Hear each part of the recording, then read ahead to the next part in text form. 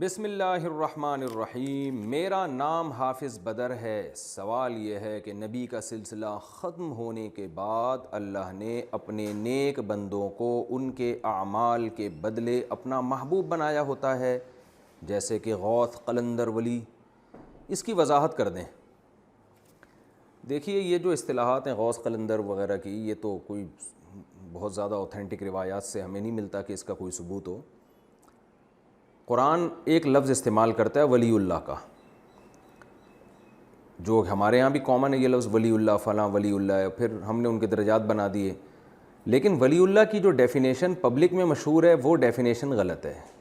Public ولی اللہ کا مطلب یہ سمجھتی ہے کہ کوئی بزرگ ہوں، سفید ریش ہوں، ایسے بیٹھے ہوئے ہوں، خرامہ خرامہ چلتے ہوں، اور ان کے ہاتھ پہ عجیب عجیب کرتب ظاہر ہوتے ہوں، اور جو یوٹیوب پہ ویڈیوز پڑی ہوئی ہیں وہ جس کو ہاتھ لگا دیں وہ ٹھیک ہو جائے، اس طرح کی چیزیں۔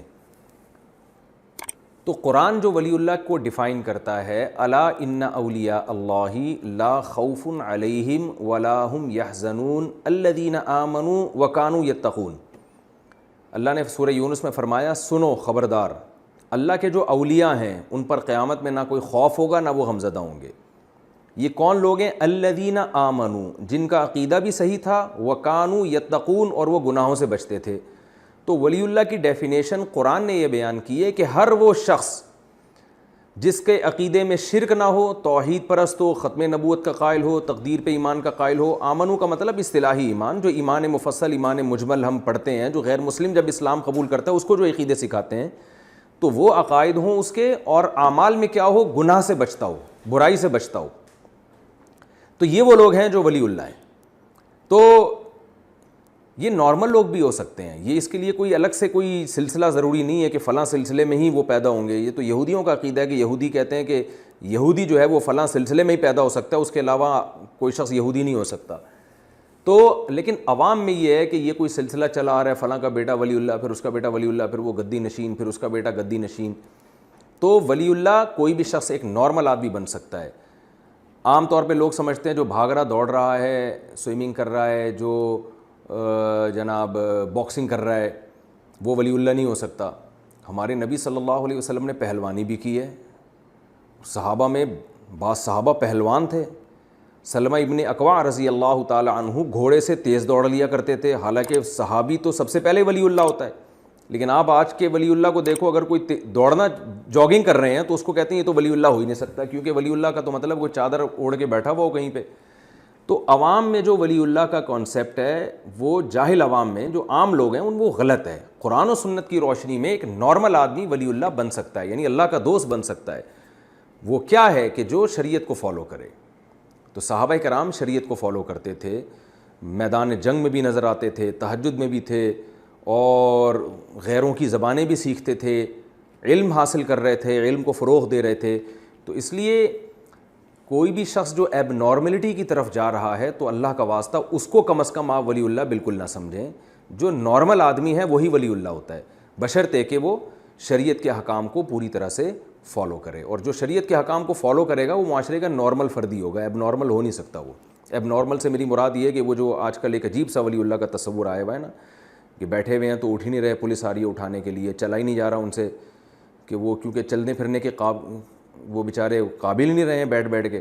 تو اس ٹائپ کی چیزیں ولی اللہ نہیں ہوتی۔ باقی اصطلاحات میں پڑھنے کی ضرورت نہیں، قلندر، غوث اور قطب ابدال، یہ اصطلاحات ہیں، ان میں پڑھنے کی عوام کو بالکل ضرورت نہیں ہے، ان چیزوں کا عملی زندگی سے کوئی تعلق نہیں ہے۔ غلاف کعبہ کو تعویذ بنا کر پہننا۔ ثانیہ صاحبہ لکھنؤ سے پوچھتی ہیں، غلاف کعبہ کو اپنے گلے میں تعویذ کی طرح پہننا یا اپنے پاس رکھنا جائز ہے یا نہیں؟ اس سے غلاف کعبہ کی کوئی بے ادبی تو نہیں ہوگی اور اس سے کوئی نقصان تو نہیں ہوتا ہے؟ دیکھیں، جائز تو ہے، ناجائز ہونے کی کوئی دلیل نہیں ہے، بشرطے کہ تعویذ کا جو مضمون ہے وہ خلاف شریعت نہ ہو، اس میں اللہ سے مدد مانگی گئی ہو۔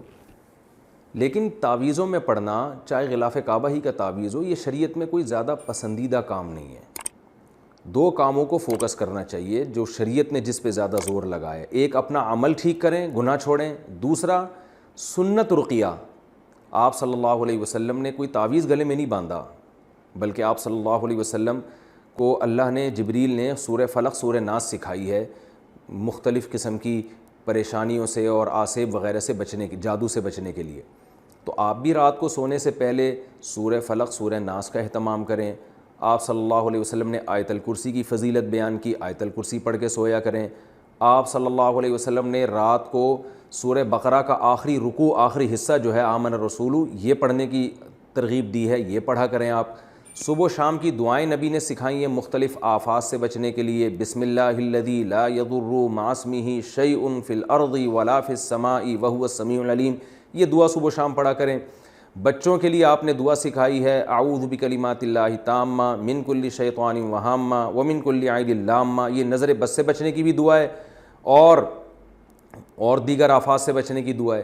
تو جو سنت رقیہ ہے اس پر اکتفا کریں گے تو اچھی زندگی گزرے گی آپ کی۔ اور اگر ان چیزوں میں پڑ گئے، فلاں کا تعویذ، فلاں کا وہ، فلاں کا تبرک، تو ہم نے دیکھا ہے کہ عوام ان چیزوں میں غلو کا شکار ہوتی ہے، عمل سے غافل ہو کے ان چیزوں کی طرف چلی جاتی ہے۔ بیت اللہ سے محبت تو ہمارے ایمان کا جزو ہے، اور بیت اللہ کا غلاف بھی اس قابل ہے کہ اس کا احترام کیا جائے۔ تو لیکن یہ کہ ان چیزوں کا تعویذ گنڈوں میں جائز ناجائز کی بحث میں نہیں پڑھ رہا، لیکن جو لوگ ان چیزوں میں پڑھتے ہیں وہ بہرحال غلو کا شکار ہوتے ہیں۔ اور بیت اللہ کے غلاف میں اگر آپ اس غلاف کو واش روم میں لے کے جائیں گے تو بہرحال بیت اللہ کے غلاف کی بے ادبی بھی ہے یہ۔ تو یہ کیسے ممکن ہے کہ ایک تعویذ بیت اللہ کا غلاف ہو اور وہ آپ واش روم میں نہ لے کے جائیں؟ تو بے خیالی میں لوگ لے کے جاتے ہیں، تو اس لیے بھی یہ مناسب معلوم نہیں ہوتا۔ جائز ناجائز کی بحث میں نہیں پڑھ رہا، میں آپ سے صرف یہ کہہ رہا ہوں کہ ہمارا مشاہدہ یہ ہے کہ جو ان چیزوں سے تبرک میں پڑھتے ہیں وہ غلو کا شکار ہوتے ہیں، یہ مشاہدہ ہے۔ تو اس لیے سنت رقیہ پہ اکتفا کریں گے تو زندگی اچھی گزرے گی۔ باقی بیت اللہ کا غلاف ہے، اگر آپ کو ملا ہے کہیں سے واقعی غلاف ہو بھی، یہ بھی بتا دوں، کیونکہ اس نام پہ ڈرامے بہت ہوتے ہیں، لوگ لے آتے ہیں اس جیسا غلاف بنا کے لوگوں کو الو بنا رہے ہوتے ہیں۔ یہ طبیعت سے الو بنے کا پلے کا کام ہو رہا ہے، وہ سعودیہ میں سنا ہے چھپ کے بکتا بھی ہے، تو پتہ ہی نہیں ہوتا یہ بیت اللہ کا ہے بھی کہ نہیں ہے، کوئی یقین نہیں ہوتا۔ تو ویسے ہی وہ، لیکن اگر واقعی سچی مچی کا ہے تو قابل احترام چیز ہے، بیت اللہ کی طرف اس کی نسبت ہے، تو عقیدت انسان کو ہوتی ہے، اس سے محبت ہوتی ہے۔ لیکن عقیدت کا اظہار کا وہ طریقہ جس سے شرک پھیلنے کا خطرہ ہو یا بدعت کی تائید ہوتی ہو، وہ بہرحال بہتر نہیں ہے۔ ظہر سے پہلے 4 کی جگہ 2 سنت پڑھ سکتے ہیں۔ ظہر سے پہلے جو سنت ہے، کیا 2 رکعت پڑھ سکتے ہیں یا 4 رکعت ہی پڑھیں گے؟ عاکف صاحبان انڈیا سے، دیکھیے رسول اللہ صلی اللہ علیہ وسلم کا معمول ظہر سے پہلے 4 سنتیں پڑھنے کا تھا، اس لیے سنت مؤکدہ 4 رکعتیں ہی ہے۔ لیکن اگر آپ کے پاس 4 رکعتوں کا ٹائم نہیں ہے تو some thing is better than nothing, کہ بالکل چھوڑنے سے بہتر ہے کم از کم 2 رکعتیں پڑھ لیں۔ اور اس کی بھی دلیل ہے رسول اللہ صلی اللہ علیہ وسلم کی صحیح حدیث ہے، آپ نے فرمایا بین کل اذانین صلاۃ، 3 دفعہ فرمایا کہ ہر 2 اذانوں کے درمیان نماز ہے۔ اذان سے مراد ہے اذان اور اقامت، یعنی اذان اور اقامت کے درمیان نماز ہے۔ پھر تیسری دفعہ میں آپ نے فرمایا لمن شاء، اس کے لیے جو چاہے، یعنی کوئی واجب نہیں ہے یہ۔ تو جو نماز ہے مطلق نماز، وہ تو 2 رکعتیں بھی ہوتی ہیں۔ تو اگر آپ 4 نہیں پڑھ پاتے، ٹائم کم ہے، تو کم از کم 2 پڑھ لیں تاکہ اس حدیث پر عمل ہو جائے۔ اور نبی سے 2 رکعتیں پڑھنا بھی ثابت ہے، سنت مؤکدہ تو 4 ہے لیکن 2 بھی پڑھی ہیں آپ نے۔ تو اس لیے بالکل چھوڑنے سے بہتر ہے کہ آپ کم از کم 2 رکعتیں پڑھ لیں تاکہ ایک حدیث پہ عمل نہیں ہو رہا تو کم از کم دوسری پہ عمل ہو جائے۔ پھر چونکہ یہ 4 سنتیں مؤکدہ تھیں، یہ چھوٹ گئی ہیں، تو پھر اس کو فرض نماز کے بعد پڑھ لینا چاہیے، یعنی اس کو بالکل یا ترک نہ کریں، بلکہ آپ 2 رکعتیں پڑھ لیں اگر 4 کا ٹائم نہیں ہے، پھر جب 4 فرض پڑھیں پھر اس کے بعد آپ 2 سنت پڑھیں اور پھر 4 رکعتیں پچھلی والی بھی پڑھ لیں، تو یہ بہتر ہے۔ اور اگر چاہیں تو 4 پہلے پڑھ لیں، 2 سنتیں بعد میں پڑھ لیں، دونوں طرح سے ٹھیک ہے۔ چپل پہن کر نماز پڑھ سکتے ہیں؟ مسجد میں چپل کے ساتھ نماز پڑھنا جائز ہے یا نہیں؟ عبداللہ جان مردان سے، دیکھیں نماز چپل پہن کر بھی جائز ہے، بغیر چپلوں کے بھی جائز ہے۔ آپ صلی اللہ علیہ وسلم سے جوتوں میں ہی نماز پڑھنا ثابت ہے، صحابہ کرام چپلوں میں ہی، جوتوں میں ہی نماز پڑھ لیا کرتے تھے۔ اور ایک حدیث میں یہ بھی ہے کہ ہمارے اور اہل کتاب میں فرق یہ ہے کہ وہ جوتوں کے بغیر پڑھتے ہیں، ہم جوتوں کے ساتھ پڑھتے ہیں، لیکن اب یہ فرق ختم ہو گیا، اب مشابہت نہیں ہے، کیونکہ اب تو اہل کتاب نہ جوتوں کے ساتھ پڑھتے ہیں نہ جوتوں کے بغیر پڑھتے ہیں، تو اس لیے اب مشابہت والا عنصر تو ختم ہو گیا ہے۔ لیکن جوتوں کے ساتھ نماز پڑھنے میں پہلی شرط تو یہ کہ جوتے پاک ہوں۔ تو آج کل جوتوں گندگی کی جگہ پہ لوگ بہت جا رہے ہوتے ہیں، تو اس لیے احتیاطاً کہا جاتا ہے جوتے اتار لیں، کیونکہ کیا پتہ جوتے ناپاک ہوں، تو اگرچہ جب تک ناپاک ہونے کا یقین نہ ہو تو پاک ہی سمجھا جائے گا ان کو، لیکن بہرحال لوگ پکے واش روم میں جاتے ہیں، وہاں پیشاب کی چھینٹیں اور اس طرح کی بہت ساری گندگیاں ہوتی ہیں، تو اس لیے احتیاطاً کہا جاتا ہے۔ اور اگر پاک بھی ہوں جوتے، یعنی آپ کو یقین نہیں ہے ناپاک ہونے کا، تو پاک ہی سمجھے جائیں گے۔ تو دوسری بڑی خرابی مسجد میں یہ ہے کہ پہلے زمانے میں مسجدیں کچی ہوا کرتی تھیں، آپ صلی اللہ علیہ وسلم کے دور میں مسجدوں میں پکے فرش نہیں ہوتے تھے، تو کچی جگہ پہ آپ جوتے پہن کے نماز پڑھیں تو اس سے تو مسجد ملوث نہیں ہوتی، خراب نہیں ہوتی، لیکن آج کل پکے فرش ہوتے ہیں۔ اس پہ اگر پبلک کو ہم اجازت دے دیں گے کہ جوتوں سمیت مسجد میں آئیں تو مسجد بیچاری کا تو بیڑا غرق ہو جائے گا۔ کسی کے چپل کے نیچے گوبر لگی ہوگی، کسی کے چپل کے نیچے جناب وہ لگا ہوا ہوگا، کوئی کیچڑ لگا ہوا ہوگا، تو مسجد تو ملوث ہو جائے گی۔ آپ صلی اللہ علیہ وسلم نے تو مسجدوں کے صفائی کا حکم دیا ہے، اور اللہ نے حضرت ابراہیم علیہ الصلاۃ والسلام کی صفات میں بیان کیا ہے کہ نماز کی جو حرم کو وہ پاک صاف رکھنے کا اللہ نے ان کو حکم دیا تھا تاکہ نمازیوں کے لیے یہ جگہ پاک رہے۔ تو پتہ چلتا ہے کہ جہاں لوگ نماز پڑھتے ہیں اس جگہ کا صفائی کا اہتمام بہت ضروری ہے۔ تو پکے فرش اب مسجدوں میں بن چکے ہیں، اب اگر پبلک کو اجازت دی جائے گی کہ جوتے پہن کے آئیں تو مسجد بہت گندی ہو جائے گی اور کیچڑ پھیلے گا، اس میں گندگیاں ہوں گی۔ تو آج مسجد میں بہرحال لوگوں کو جوتے سمیت داخل ہونے کی اجازت نہیں دی جا سکتی، تو اس لیے آپ کو چاہیے کہ مسجد میں آپ چپل پہن کے نماز نہ پڑھیں۔ ہاں یہ آپ کو خطرہ ہوگا کہ چپل اتار کے جب آئیں گے تو نماز تو ہوگی مگر چپل نہیں ہوگی، یہ بہت زیادہ خطرہ ہوتا ہے۔ ایک آدمی نماز جو ہے نا، نماز میں چپل سامنے رکھ کے نماز پڑھتا تھا، تو کسی نے ویسے ہی اس کو بول دیا چپل سامنے رکھ کے جو ہے نا نماز نہیں ہوتی، تو اس نے کہا پیچھے رکھ کے چپل نہیں ہوتی۔ تو یہ خطرہ آپ کو ہو سکتا ہے کہ آپ اگر چپل اتار کے جائیں گے تو شاید نماز ہو جائے مگر چپل نہ ہو آپ کی۔ تو اس کا طریقہ یہ ہے کہ چپل کو اپنے ساتھ لے جائیں آپ، یا جو ہے وہ کہیں اندر ڈبے رکھے ہوئے ہوتے ہیں، بہرحال کچھ نہ کچھ کر لیں آپ، انشاءاللہ اس سے یہ ہوگا کہ نماز بھی ہوگی اور آپ کی چپل بھی ہوگی، ورنہ چپلوں کی قربانی دے دیں آپ۔ گاڑی مسلسل چلتی رہے تو نماز کیسے پڑھیں؟ اگر کوئی نائٹ بس میں سفر کر رہا ہے، رات میں اگر وضو کر کے بھی بیٹھے تو فجر کے وقت تک وضو ٹوٹ جاتا ہے، سونے میں یا کسی اور وجہ سے، وجہ نہیں بیان کر رہے دیکھو۔ تو اب اگر گاڑی چل رہی ہے وہ رکے گی بھی نہیں اور بلا وضو نماز بھی نہیں ہوتی، تو اس حالت میں ہم فجر کی نماز کیسے پڑھیں؟ ڈاکٹر فاروق صاحب نیپال سے۔ جناب ڈاکٹر فاروق صاحب، نماز قضا کرنا اسلام میں سب سے بڑا گناہ ہے۔ سب سے پہلے تو جب آپ بس کا ٹکٹ لیتے ہیں تو ڈرائیور کو، کنڈکٹر کو، بس کی انتظامیہ کو بتائیں ہم مسلمان ہیں، نماز کسی قیمت پہ نہیں چھوڑ سکتے، اس شرط پہ میں آپ کی بس میں بیٹھوں گا کہ فجر کے لیے آپ مجھے 5-10 منٹ کا وقفہ دیں گے، یعنی اتنا وقفہ جس میں وضو کر کے نماز پڑھ سکیں۔ پہلی کوشش تو اس کی کریں۔ اس کے بعد جب آپ بس میں بیٹھیں تو جب نماز کا ٹائم آئے تو بس ڈرائیور کو، کنڈکٹر کو اچھی طرح سمجھائیں، حتی الامکان اس پہ زور ڈالیں، ایسے ہی نہ ہلکا پھلکا بول دیا بھائی نماز کے لیے روک دے بھائی، وہ کہے نہیں روک رہا، کہ چلو ٹھیک ہے تمہاری مرضی، ایسے نہیں۔ جیسے کسی کو واش روم کا تقاضا ہوتا ہے نا، تو کیسے جا کے روکتا ہے وہ کنڈکٹر کو، روک ورنہ دیکھتا ہوں میں، اس طرح کی کنڈیشن ہو جاتی۔ میں نہیں کہہ رہا بد اخلاقی کریں، لیکن بہرحال اس پہ دباؤ ڈالیں آپ، اس کو یہ لگے کہ یار یہ آدمی ٹینشن میں ہے، کیونکہ نماز مسلمان نہیں چھوڑتا بھائی کچھ بھی ہو جائے، یہ تو اجازت ہی نہیں ہے نا اس کی، میدان جنگ میں اجازت نہیں ہے تو بسوں میں کہاں سے اجازت ہوگی۔ یہ کوشش بھی کر کے دیکھ لی پھر بھی نہیں روک رہا، تو پھر اگر آپ کا وضو ہے تو آپ کا رخ جس طرف بھی ہو، کیونکہ بس میں کھڑے ہو کر نماز پڑھنا ممکن نہیں ہوتا جہاں تک میرا مشاہدہ، اگر کوئی بس اتنی کھلی ڈلی ہے کہ کھڑے ہو کر نماز پڑھ سکتے ہیں اور قبلے کی طرف رخ بھی ہو سکتا ہے تو آپ کو کھڑے ہو کر قبلے کی طرف رخ کر کے ہی نماز پڑھنی پڑے گی۔ لیکن اگر یہ پاسبل نہیں ہے، جیسا کہ عام بسوں میں نہیں ہوتا پاسبل، تو پھر جہاں بھی آپ کا رخ ہے آپ سیٹ پہ بیٹھے بیٹھے اللہ اکبر کہہ کے نیت باندھ لیں، اور رکوع میں تھوڑا جھکیں اور سجدے میں تھوڑا زیادہ جھکیں، اس طرح سے آپ فرض نماز مکمل کر لیں، اور جہاں بھی بس کا رخ ہو۔ لیکن احتیاط اس میں ہے کہ اس نماز کو بعد میں لوٹا لیا جائے، کیونکہ نفل نماز اور سنت نماز تو بس میں کہیں بھی منہ کر کے پڑھی جا سکتی ہے، فرض نماز سفر میں بھی آپ کو قبلے کی طرف رخ کرنا پڑے گا، لیکن اب یہاں پاسبل نہیں ہے تو پڑھ لیں آپ جیسے تیسے ہو۔ احتیاط اسی میں ہے کہ بعد میں اس نماز کو لوٹا لیا جائے۔ لیکن اگر آپ کا سرے سے وضو ہی نہیں ہے تو تیمم کریں، دیکھیں کہیں مٹی نظر آ جائے آپ کو، گرد و غبار ہو، لیکن تیمم کا بھی امکان نہیں ہے، پانی بھی نہیں ہے، تیمم بھی ممکن نہیں ہے، تو اس کو کہا جاتا ہے فقہ کی اصطلاح میں فاقد الطہورین، یعنی ایسا شخص جس کے پاس نہ وضو کا انتظام نہ تیمم کا انتظام۔ اب ایسے شخص کی نماز تو ہو نہیں سکتی، کیونکہ نماز تو یا تو باوضو ہو یا تیمم کرے۔ تو ایسے شخص کو پھر فقہا نے مسئلہ بیان کیا ہے، قرآن و سنت کے دیگر مسائل سے استنباط کیا ہے کہ ایسا شخص نماز تو نہیں پڑھے گا لیکن نمازیوں جیسی صورت بنائے گا۔ کیا مطلب؟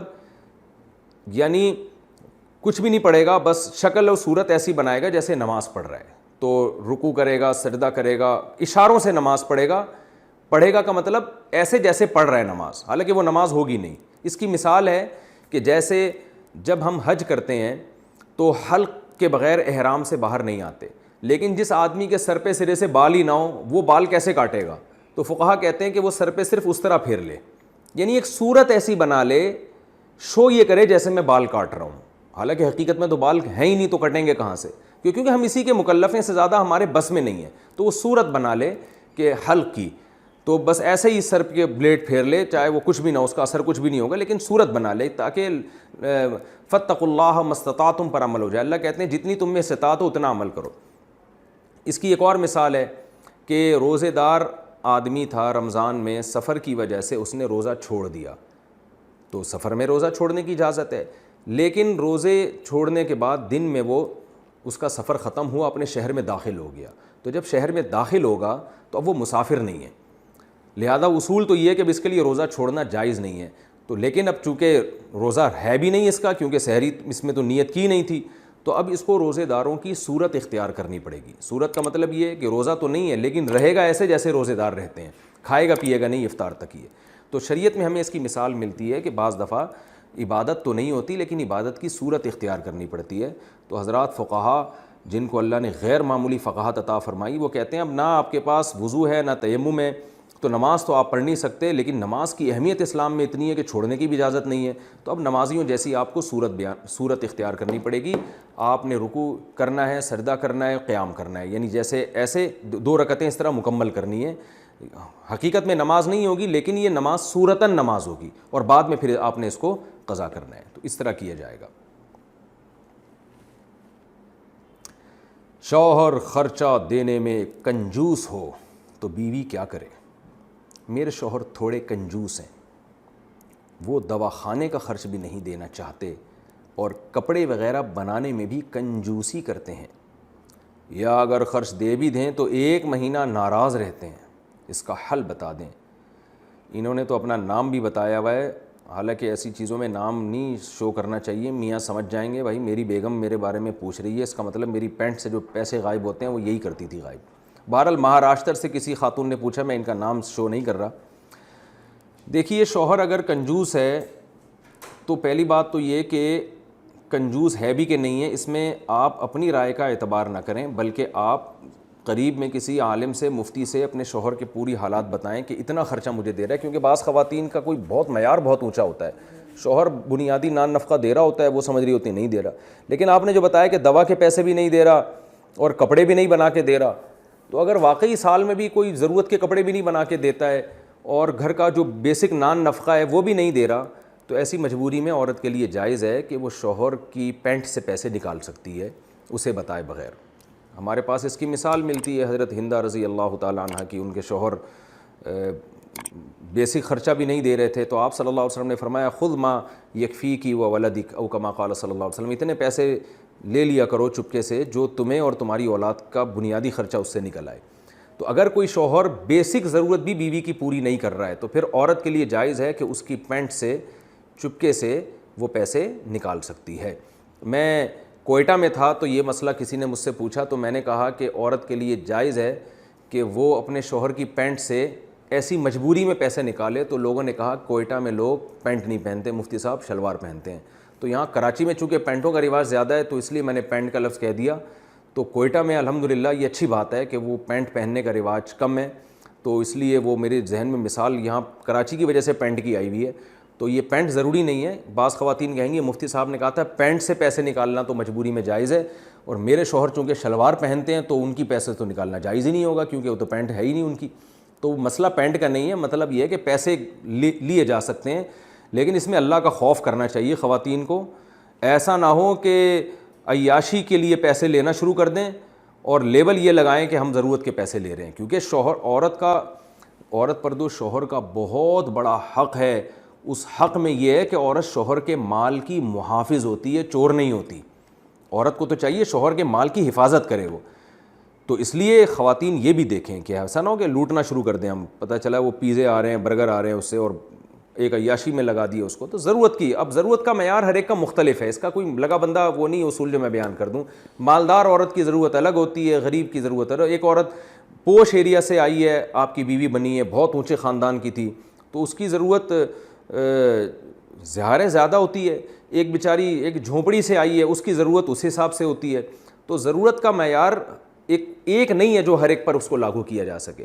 بس اس میں یہ ہے کہ بنیادی خرچہ، لباس کا بنیادی بیسک خرچہ اور خوراک کا جو خرچہ ہے، جو بنیادی خرچہ ہوتا ہے ایک اسٹینڈرڈ کی خوراک، یہ خرچہ عورت شوہر سے لے سکتی ہے. اگر شوہر نہیں دے رہا تو دائیں بائیں ہاتھ گھما کے بھی نکال سکتی ہے، وہ یہ بیسک خرچے ہیں، لیکن اس سے علاوہ نہیں لے سکتی، وہ پھر گناہ گار ہوگی. اچھا بھائی، لیکوریا کی کتنی مقدار ہو تو نماز جائز ہے؟ اگر لیکوریا کی مقدار سکے کے برابر ہو تو کیا اس سے نماز ہو جائے گی؟ کتنی مقدار معاف ہے، یعنی اس میں نماز ہو جاتی ہے؟ عائشہ خان کراچی سے. دیکھیں، لیکوریا کی نجاست ہو یا کوئی بھی گندگی ہو، پیشاب ہو، تو یہ جو ہماری ہتھیلی ہے نا، اس میں جب پانی ہم ڈالتے ہیں تو جتنا پانی کھڑا رہتا ہے یہ 1 درہم کے برابر بنتی ہے. پہلے زمانے میں جو 5 روپے کا سکہ ہوتا تھا، تو جب تک مقدار اس سے کم ہو معاف ہے، اتنی یا اس سے زیادہ ہو تو وہ معاف نہیں ہے. کیونکہ تھوڑی مقدار نجاست کی بہرحال قابل معافی ہے، کیونکہ ما جعل علیکم فی الدین من حرج، اللہ نے دین میں تنگی نہیں رکھی ہے. کیونکہ ہم پیشاب کرتے ہیں، بعض دفعہ 1-2 چھینٹے تو پڑ جاتے ہیں، اب کہاں ہر دفعہ شلواروں کو دھوتا پھرے گا انسان. تو فقہاء نے لکھا ہے کہ تھوڑی مقدار نجاست کی بہرحال معاف ہے. تو اب کتنی تھوڑی ہے اور کتنی زیادہ ہے تو اس کے بارے میں قرآن و سنت میں واضح ہدایات نہیں ملتی. تو فقہاء نے دیگر احکام سے قیاس کیا ہے، وہ قیاس کر کے یہ مسئلہ بیان کیا ہے کہ اگر 1 درہم یا اس سے زیادہ ہو تو وہ معاف نہیں ہے، اس سے کم ہو تو وہ معاف ہے. تو جب لیکوریا کی نجاست یا پیشاب کا قطرہ جسم سے خارج ہوگا، وضو بہرحال آپ کا ٹوٹ جائے گا. لیکن شلوار کو یا جسم کو دھونا لازم ہے یا نہیں؟ تو 1 آدھ قطرہ ہے یا تھوڑی سی لیکوریا کی رطوبت ہے تو وہ تو معاف ہے. لیکن اگر وہ اتنی پھیل گئی ہے ہتھیلی کی گہرائی کے برابر، جو پہلے زمانے میں جو 5 روپے کا بڑا سکہ ہوتا تھا اس کے برابر اگر پھیل گئی ہے تو اس جگہ کو دھونا لازم ہے. اس سے کم ہے تو اس جگہ کو دھونا لازم نہیں ہے. اور اگر متفرق پھیلی ہے، تھوڑی وہاں تو ایک اندازہ لگائیں کہ یہ جمع ہوتی تو اتنی پھیل جاتی کہ نہیں پھیلتی، تو وہ اندازہ لگائیں. اگر آپ کا خیال ہے کہ اتنی ہے تو دھو لیں، اس سے کم ہے تو نہ دھوئیں، بے شک نہ دھوئیں. دھوئیں گے تو اچھی بات ہے. زوجہ تھکاوٹ کی وجہ سے شوہر کو قریب آنے سے منع کر سکتی ہے. اگر گھر کے کام کاج کی وجہ سے، تھکاوٹ کی وجہ سے عورت اپنے شوہر کو قریب نہ آنے دے تو کیا ایسا کرنا بھی گناہ ہوگا؟ یہ مسئلہ اگرچہ حیا کے خلاف ہے، اور میں خاتون کا نام بھی اناؤنس نہیں کرنا چاہ رہا جنہوں نے پوچھا ہے، تو حیا کے خلاف ہے مسئلہ، لیکن یہ بہت زیادہ پوچھا جاتا ہے اور اس میں بہت سارے گھرانے مبتلا ہیں، اس لیے میں بیان کر رہا ہوں. اور حدیث میں اس میں بہت واضح احکام ملتے ہیں. آپ صلی اللہ علیہ وسلم نے فرمایا جو عورت شوہر کو قریب نہ آنے دے اور شوہر اس کی وجہ سے ناراض ہو کے سو جائے تو اس عورت پر پوری رات فرشتے لعنت کرتے ہیں. بہت شدید وعید ہے. وجہ اس کی ظاہر ہے کہ اللہ نے مرد میں یہ سیکشول ڈیزائرز بہت زیادہ رکھی ہیں. اگر عورت اپنے شوہر کا اس معاملے میں ساتھ نہیں دے گی تو مرد کے قدم جائیں گے گناہوں کی طرف. وہ دفتر میں لڑکیوں کو دیکھے گا، وہ ٹھرکی بنے گا جو کہ بن رہے ہیں آج کل. تو عورت پر لازم ہے کہ وہ زینت اختیار کرے اور مرد کو کسی اور کے پاس جانے کے قابل نہ چھوڑے وہ، تاکہ مرد بھی اس سے محبت کرے اور وہ ادھر ادھر جو منہ مار رہا ہے اس سے بچے. دیکھیں یورپ میں تو اس کو جرم سمجھا جاتا ہے کہ بیوی کی پرمیشن کے بغیر شوہر اس کے پاس چلا جائے، وہ جرم سمجھتے ہیں. وجہ اس کی یہ کہ ان کے ہاں بے حیائی کو اتنا بڑا جرم ہی نہیں ہے. وہ اگر مرد کل دن میں کسی اور کے پاس چلا جائے تو وہ اس کو اتنا سیریس نہیں لیتے. اسلام میں تو یہ بہت بڑا جرم ہے کہ آپ کے لیے اللہ نے جس زوجہ کو بنایا آپ اس کے علاوہ کسی اور کے پاس کیوں جا رہے ہیں. تو یہ حکمت اس وقت تک حاصل نہیں ہو سکتی جب کہ عورت اس میں اپنے مفاد پر شوہر کے مفاد اور شریعت کے مفاد کو ترجیح نہ دے. تو جب تک عورت کو کوئی بیماری نہ ہو، ہاں بیماری ہے تو ایک الگ بات ہے، عورت اگر بیمار نہ ہو تو اس کے لیے جائز نہیں ہے کہ وہ اپنے شوہر کو اپنے قریب آنے سے روک دے. تو اصل مسئلہ تو یہی ہے. لیکن شوہر کو بھی بہرحال یہ چاہیے کہ اگر اس پہ بہت زیادہ غلبہ نہیں ہے اور اسے گناہ کا خطرہ نہیں ہے اور وہ یہ سمجھ رہا ہے کہ زوجہ کام کاج کی وجہ سے بہت زیادہ تھک گئی ہے, اس کی نیند میں بہت خرابی ہوگی, تو شوہر کے لیے بہرحال اخلاقیات کا تقاضا یہ ہے کہ کہیں بھاگی نہیں جا رہی ہے, زندگی بھر آپ کے ساتھ ہی ہے, تو تھوڑا سا اپنی خواہش کو آپ کنٹرول کر لیں. اخلاقیات کا تقاضا ہے. قانون تو ایسے موقع پہ شوہر کا ساتھ دے گا, اسلامی قانون عورت کو برا کہے گا, لیکن اخلاقیات بھی کوئی چیز ہوتی ہیں, بھئی آج کے بجائے صبر کر لو تو اور اپنے آپ کو کنٹرول کر لو. تو کبھی کبھار اگر ایسا ہوتا ہے تو شوہر کو چاہیے کہ وہ اخلاقیات کا مظاہرہ کرے اور بیوی کو مجبور نہ کرے. لیکن بہرحال قانون یہی ہے کہ عورت کے لیے اپنے آپ کو روکنا جائز نہیں ہے, کیونکہ اس میں عورت کا کوئی خاص نقصان بھی نہیں ہوتا. انرجی تو مرد کی یوٹیلائز ہوتی ہے بہت زیادہ, تو عورت جس کا زیادہ نقصان نہیں ہو رہا اور مرد جس کا بیڑا غرق ہونے کا خطرہ ہے, اس کی نیند خراب ہو سکتی ہے رات کی, اور پھر اگلے دن اس کو گناہ کا خطرہ ہے. جب انسان کی ڈیزائرز پوری نہیں ہوتی وہ تو بعض دفعہ درندہ بن جاتا ہے. یہ جو آج کل اتنے واقعات ہو رہے ہیں ریپ کے اور جو قتل کے واقعات ہو رہے ہیں اور یہ جو بدماشیاں پھیل رہی ہیں, یہ زیادہ تر انہی لوگوں کی ہے جن کی یہ حلال طریقے سے خواہش پوری نہیں ہو رہی اور وہ مطمئن نہیں ہو پا رہے, تو وہ پھر اس طرح کی حرام کاریوں کی طرف جاتے ہیں. تو اس لیے شریعت نے بہرحال حکم دیا ہے کہ اس معاملے میں عورت شوہر کا ساتھ دے. عورت جان بوجھ کر شادی نہ کرے تو کیا گناہ گار ہوگی؟ میری 2 جگہ طلاق ہوئی ہے اور میری ایک بیٹی ہے, ابھی میں شادی نہیں کرنا چاہتی, میں بیمار بھی رہتی ہوں, تو اگر میں شادی نہیں کروں تو کیا مجھے گناہ ہوگا؟ دیکھیے, آپ شادی نہ کریں تو کوئی گناہ نہیں ہے, کوئی شادی فرض واجب نہیں ہے. آپ کا اگر موڈ نہیں ہے تو نہ کریں شادی آپ. لیکن سنت مؤکدہ بہرحال یہی ہے جوان عورت اور جوان مرد کے لیے کہ وہ شادی کے بغیر نہ رہیں. اس کا بچوں سے تعلق نہیں ہے کہ آپ کے 3 بچے ہیں کہ 4 بچے ہیں, یا آپ کو 2 دفعہ طلاق ہوئی ہے 3 دفعہ طلاق ہوئی ہے. شریعت میں جو ہمیں تعلیمات ملتی ہیں وہ یہ ہے کہ شریعت نے مرد کے لیے بھی اور عورت کے لیے بھی بغیر نکاح کے زندگی کو پسند نہیں کیا, کیونکہ اس میں گناہ کا بہرحال خطرہ ہوتا ہے. تو آپ کو بھی گناہ کا خطرہ بہرحال ہو سکتا ہے, ابھی نہیں ہے لیکن کل ہو سکتا ہے. تو اس لیے اپنے آپ کو آزمائشوں میں نہیں. ہاں, کسی عورت کی عمر ڈھلک چکی ہے, بوڑھی ہو چکی ہے, تو ایک الگ بات ہے. تو آپ کو خود بھی گناہ کا خطرہ ہو سکتا ہے. نمبر 2, نکاح کرنے میں فائدہ کیا ہے کہ آپ خود بھی گناہ سے بچیں گی اور ایک مسلمان مرد کو بھی برائی سے بچا لیں گی. اس کو بھی تو عورت برائی سے بچا لیتی ہے ایک حلال تعلق قائم کر کے. تو بہرحال اس کا فائدہ ہی ہے. پھر ہو سکتا ہے اللہ آپ کو کوئی اور ایسی اولاد دے دے جو ان تینوں سے اچھی ہو. قرآن اولاد کے بارے میں کہتا ہے لا تدرون ایہم اقرب لکم نفعا, اولاد کے بارے میں تمہیں پتہ نہیں ہے کہ کون سی اولاد تمہارے لیے بہتر ہے.